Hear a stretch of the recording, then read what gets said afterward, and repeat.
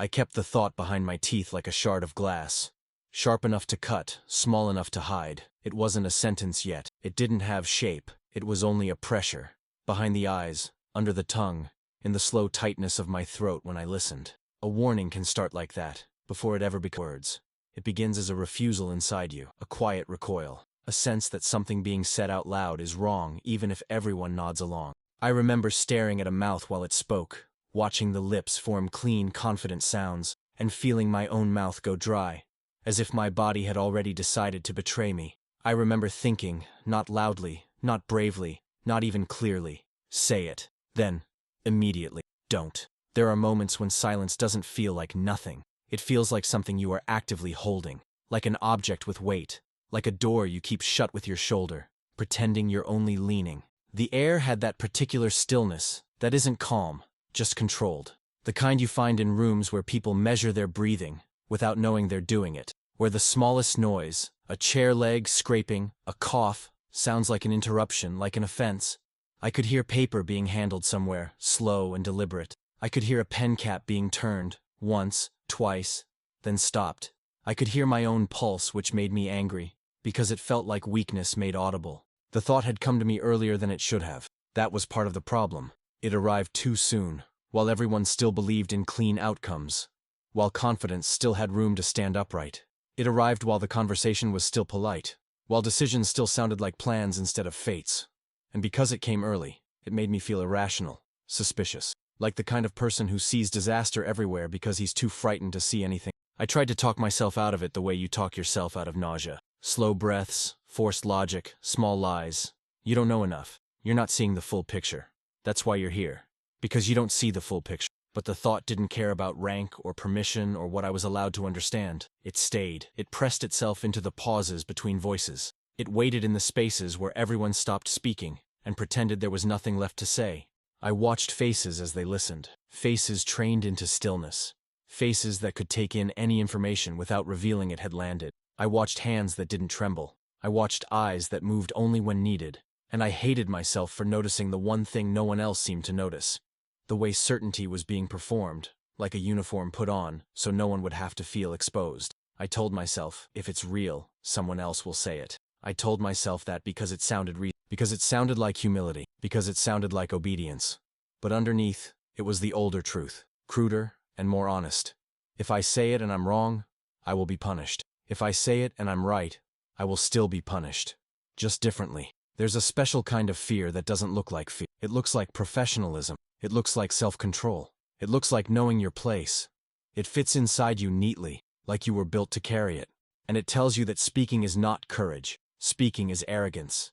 Speaking is disruption. Speaking is stepping out of line. The thought kept trying to become a sentence. It tested shapes against my teeth. It searched for an opening. It wanted to climb out. I could have started softly, the way people do when they want to seem harmless. I could have asked a question instead of making a statement. I could have framed it as confusion, as curiosity, as concern for procedure. I imagined all the careful ways to place a warning in the room without owning. But even that required sound. Even that required my voice. And my voice, at that moment, felt like a liability. Something too personal to introduce into a space where everything was meant to be impersonal. Where men spoke in measured tones as if the words didn't belong to them, as if language was only a tool and not a confession. I swallowed once, and the thought went down with it, but it didn't disappear. It only moved lower. It settled deeper. It turned into that ache that comes from holding back not tears, but something worse. Responsibility. My hands were still. My face was still. No one would have guessed that inside me there was an argument being fought in whispers. One side of me said, "It's not your job. You were not asked." The other side said, "If it happens the way you think it will, you'll have to live with that." The first side answered, "You will have to live with many things." And that was the most convincing thing of all, because it was true.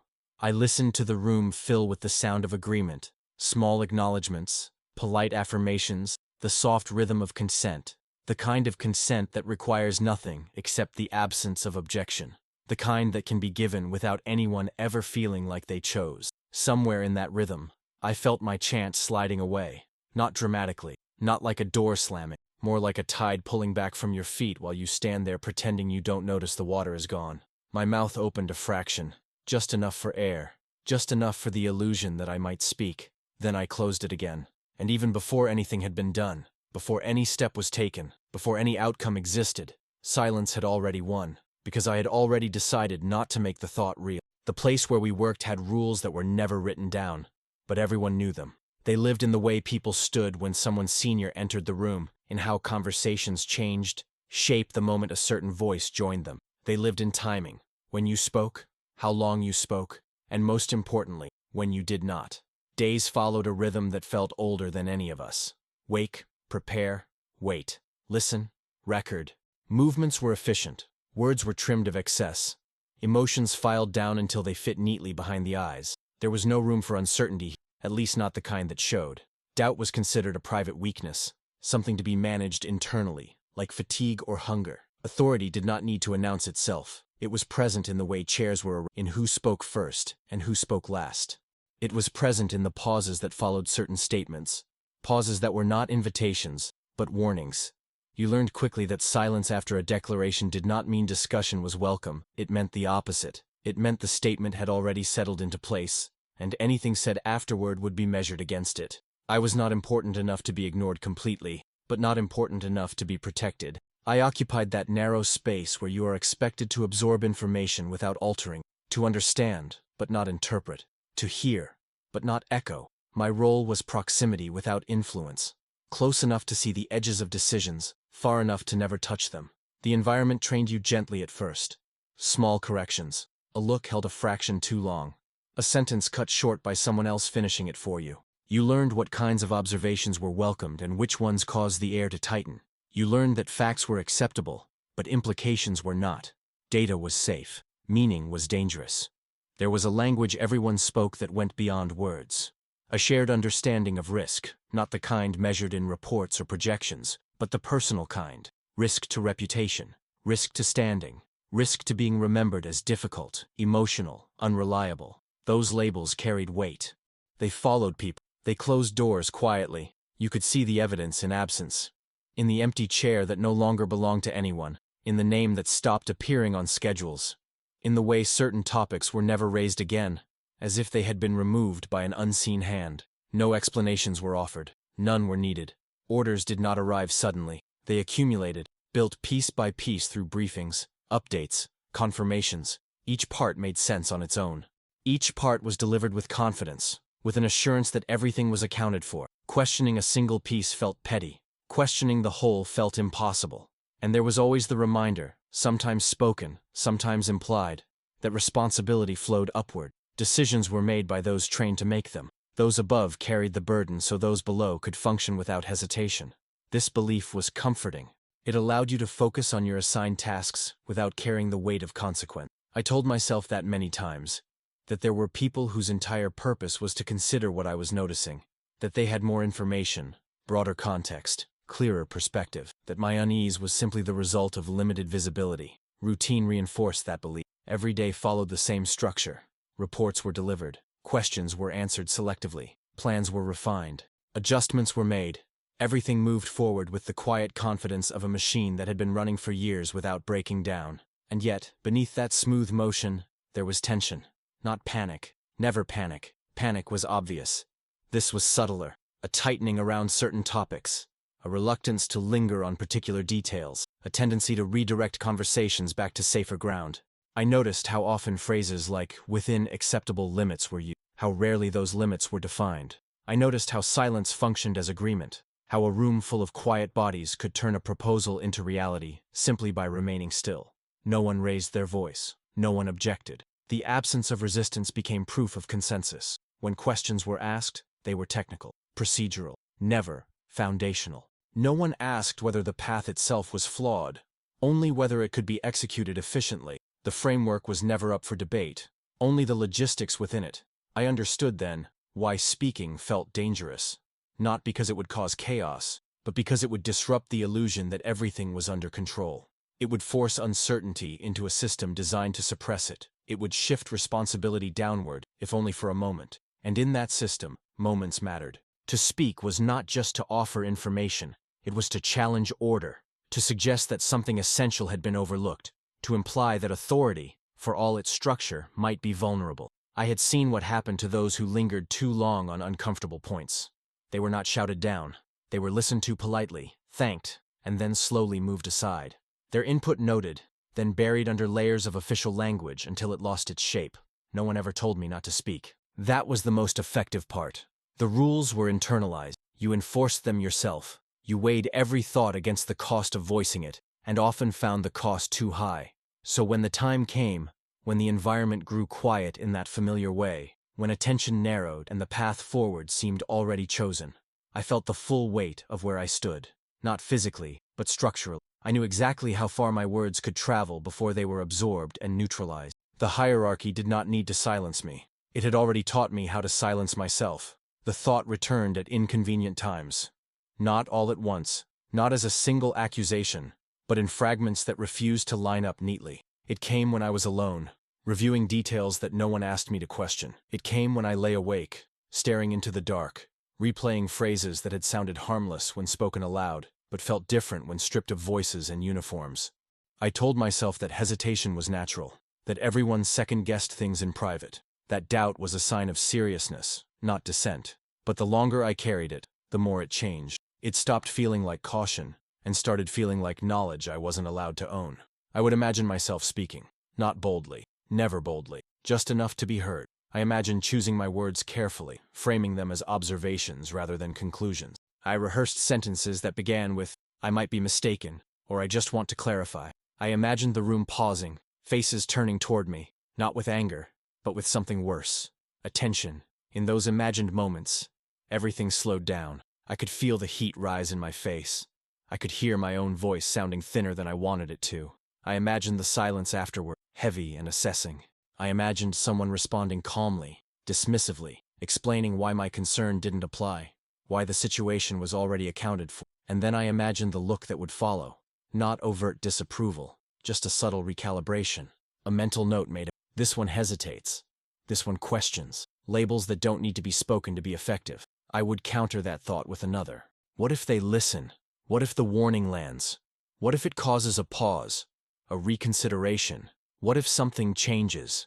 That was the most dangerous thought of all, because it carried hope, and hope made the risk feel sharper. If nothing changed, I could tell myself that silence had been inevitable. But if something could change, then silence became a choice. I tried to rationalize my fear. I told myself that my understanding was incomplete, that what I perceived as a flaw was likely a necessary compromise. I reminded myself of the system, how it had functioned before, how it depended on trust.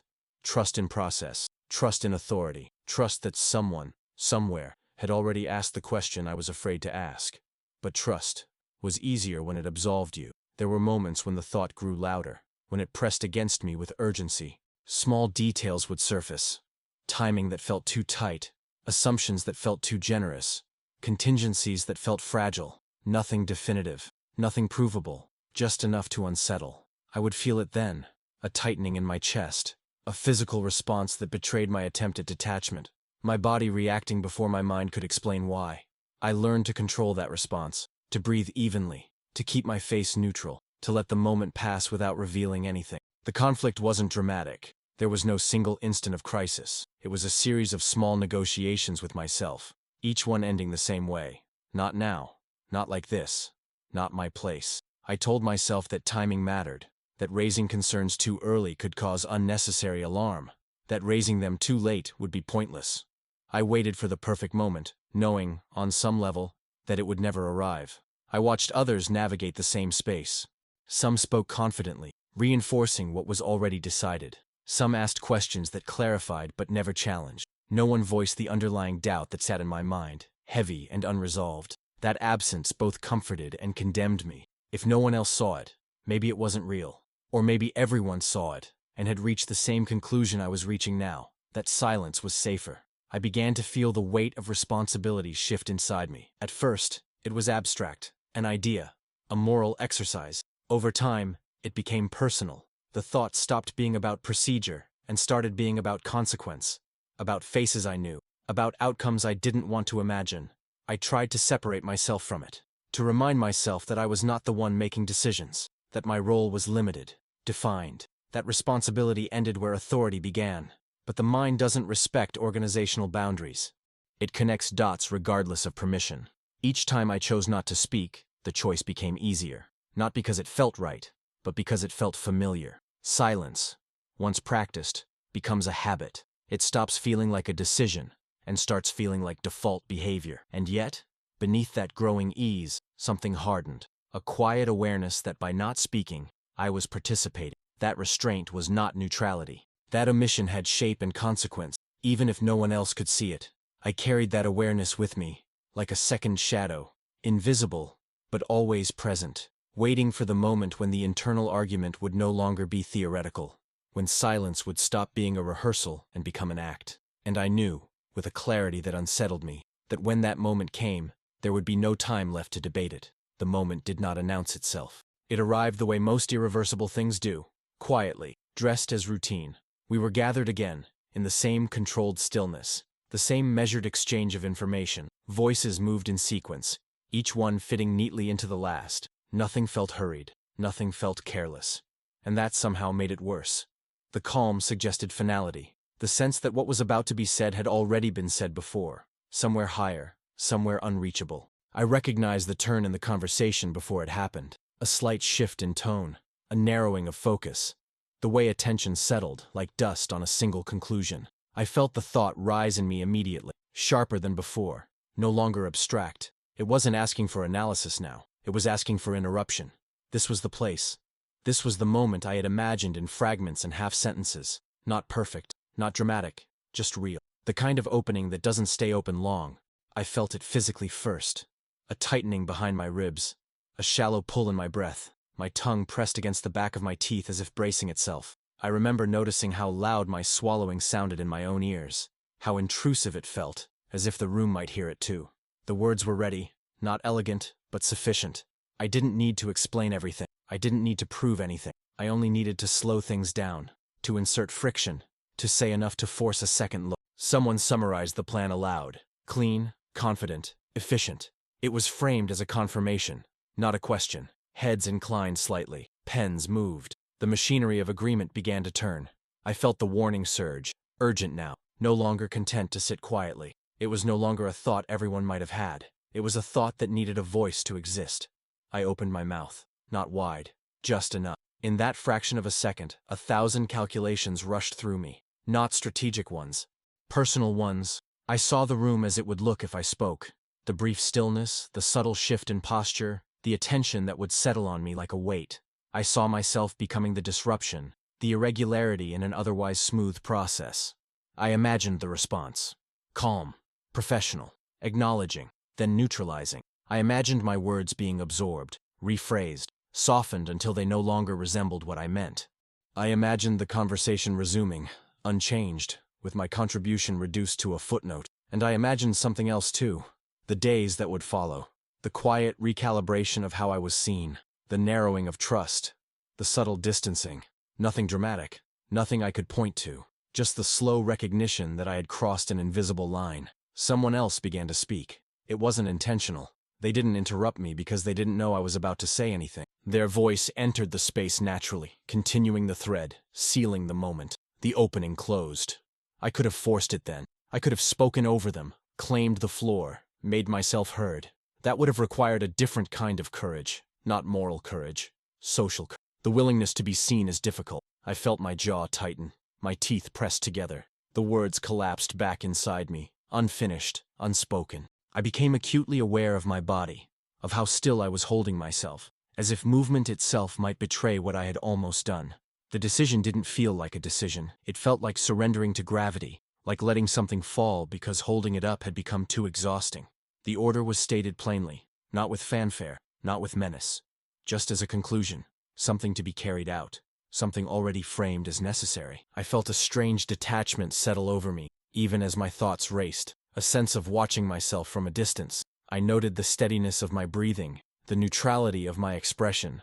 I noted how easily I blended back into the room once I had chosen silence. No one looked at me, no one needed to.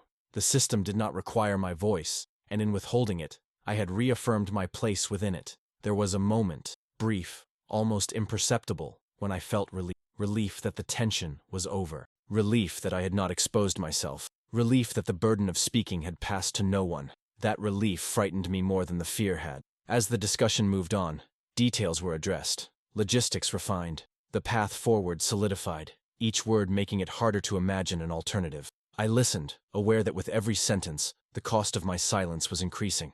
I tried, one last time, to find an opening, a pause, a breath, anything that might invite interruption. But the rhythm had returned, smooth and uninterrupted. The moment had passed. I sat there, hands folded, face composed, and felt the silence settle into me like a final decision. Not dramatic, not loud, just complete. By the time the room emptied, nothing had happened yet. No action taken, no consequence visible. But I knew, with a certainty that left no room for comfort, that the warning I had carried was no longer a warning. It had become something else, something permanent. The first signs arrived without ceremony, not as alarms, not as shock, but as minor deviations that were easy to explain away. A delay here, a report that required clarification there, nothing that demanded immediate attention, nothing that justified panic. I watched these small irregularities surface and felt the familiar tightening, sharper now because it was paired with recognition. This was the shape I had imagined. I didn't say that to anyone. I said nothing at all.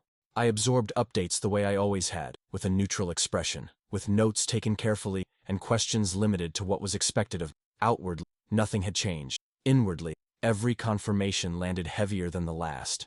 There is a particular cruelty in seeing your unspoken fear begin to take form. Not all at once, not dramatically, piece by piece, each development still small enough to be dismissed on its own, but together forming a pattern that felt increasingly familiar. The kind of pattern you recognize not because you've seen it before, but because you've already lived with its outline in your... I noticed how language shifted, how certainty became conditional, how phrases gained qualifiers. Words like unexpected and unanticipated began to appear, not with urgency, but with careful placement, as if acknowledging too much too soon might invite scrutiny. Meetings grew quieter, not shorter, quieter, fewer side conversations, more attention paid to tone than content. I watched faces for signs of realization, but found only concentration. People working the problem as presented, not the one beneath it. I told myself, again, that this was normal, that friction was inevitable, that no plan unfolded perfectly. I repeated those thoughts until they sounded convincing, even as my stomach tightened with each new report. Then came the moment when explanation required effort, when small deviations could no longer be described as isolated, when adjustments began to stack on top of each other, each one compensating for the last. I recognized that structure too, the way a system adapts under strain, masking instability through constant correction. I could feel the memory of my silence rising in me, not as a single moment, but as a sequence. The open mouth, the interrupted breath, the choice to close myself again. Each recollection came with a quiet question I did not allow myself to. I began to sleep poorly, not from nightmare, but from repetition. The same fragments replaying themselves, phrases spoken in that earlier room, details that had seemed minor then, but now felt weighted. I would wake before dawn with the sense that something had already gone wrong, even when I had no new information.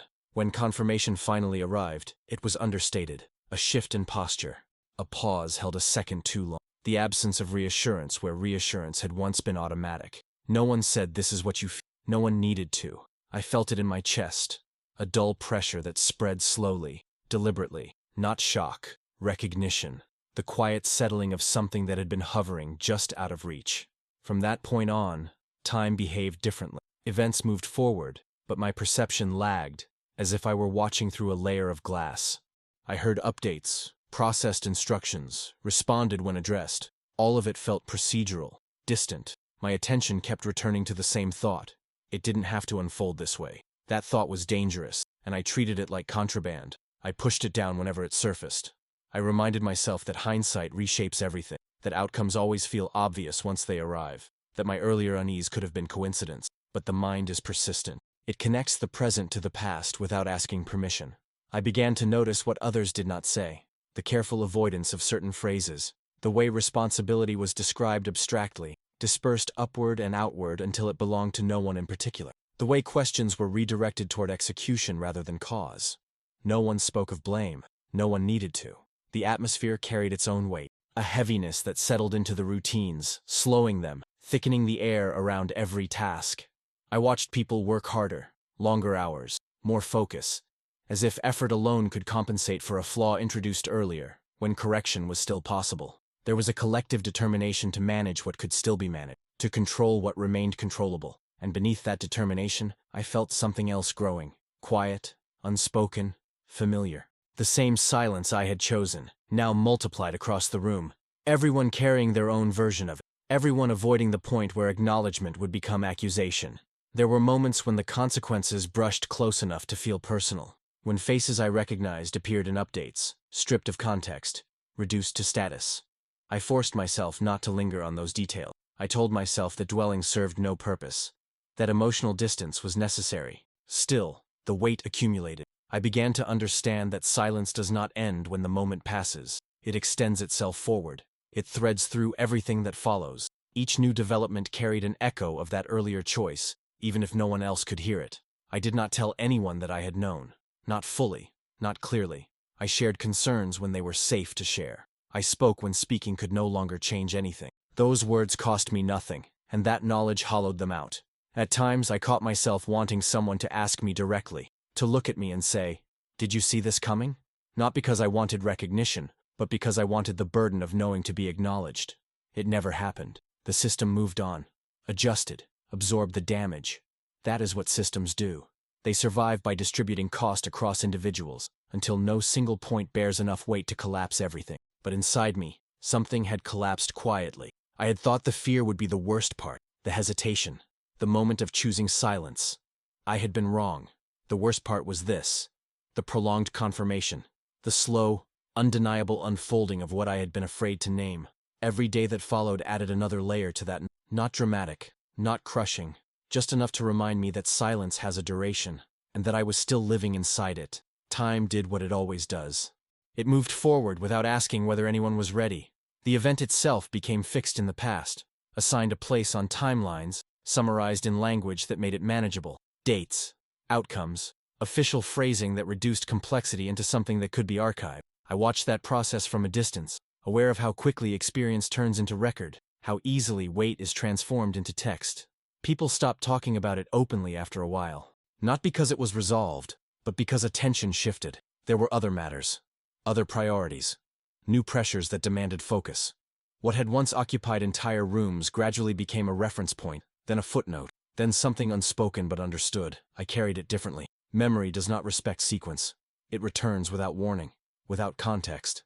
A sound will trigger it, a particular cadence in someone's voice, a pause held too long, the scrape of a chair against the floor, and suddenly I am back in that earlier, feeling the familiar pressure rise, feeling the thought form and retreat all over again. In those moments, I do not replay what happened. I replay what didn't. I replay the breath I didn't take, the words I didn't choose, the interruption I allowed, the version of myself that remained seated and composed while something irreversible took shape inches away. There is no satisfaction in, no dramatic regret, just a steady, enduring awareness. The kind that does not fade, because it was never loud enough to burn itself out. I have tried to assign the weight elsewhere, to remind myself of structure, of limits, of the reality of hierarchy. I have reminded myself that speaking might not have changed anything, that silence may have led to the same outcome as protest. These arguments are logical, they are reasonable, they are also incomplete, because they all avoid the same point, that I will never know. Uncertainty, I've learned, can be heavier than guilt. Guilt at least has shape. It can be named, confronted, sometimes even forgiven. Uncertainty lingers. It asks questions without offering answers. It refuses to settle. There are nights when I lie awake and imagine an alternate memory, not an outcome, just a moment, myself speaking, the room responding in some way, any way, even dismissal, even correction. At least the silence would have been broken. At least the thought would have existed outside of me. But that memory does not belong to me. I did not earn it. Instead, I carry the one where nothing happens, the one where restraint passes for wisdom, where professionalism masks fear so well that even I believe for a time. I am careful now in ways I wasn't before. Not braver, not louder, just more aware of how easily quiet becomes habit, how systems reward those who do not interrupt them, how responsibility can be diluted until it feels like it belongs nowhere at all. Sometimes, when I am alone, I speak the thought out loud, not as it was then, fragmented and urgent, but fully formed. It sounds smaller now, less powerful, as if it knows it has missed its moment. I listen to it fade into the room and feel nothing change. That, more than anything, tells me what silence does. It does not end when the moment passes. It settles. It integrates. It becomes part of how you remember yourself, not as someone who failed dramatically, but as someone who remained intact when something else did not. I am not haunted by images. I am haunted by restraint, by the knowledge that there was a point where I could have stepped forward, not as a hero, not as a savior, but simply as a voice, and that I chose, with calm precision, to remain what the system required me to be, quiet. The thought everyone had but no one voiced did not disappear. It survived. It just lived on in a place where it could no longer matter, inside me, and it has never stopped reminding me that silence, once chosen, does not ask to be forgotten, it only asks to be remembered.